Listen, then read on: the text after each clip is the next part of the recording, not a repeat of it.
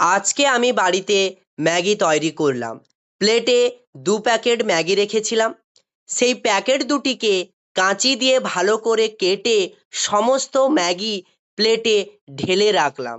এরপর যে দুটি ম্যাগি মশলার প্যাকেট পেয়েছিলাম সেই প্যাকেট দুটিকে কাঁচি দিয়ে কেটে সমস্ত মশলা একটি পরিষ্কার পাত্রে ঢেলে রাখলাম। এরপর একটি কড়াইতে পরিমাণ মতো জল নিলাম। জল ফুটতে শুরু করলে সমস্ত ম্যাগি সেই জলে ঢেলে দিলাম ও একটি খুন্তি দিয়ে হালকা নাড়ালাম। এরপর এতে পরিমাণ মতো ম্যাগি মশলা মিশিয়ে হালকা নাড়ালাম। তোমরা যদি পারো বাড়িতে অবশ্যই এতে নুন, হলুদ বা সবজি পরিমাণ মতো ব্যবহার করতে পারো। তো চলো, আজকের মতো তৈরি হয়ে গেল এই নতুন রেসিপিটি। তোমরা বাড়িতে অবশ্যই এটি ট্রাই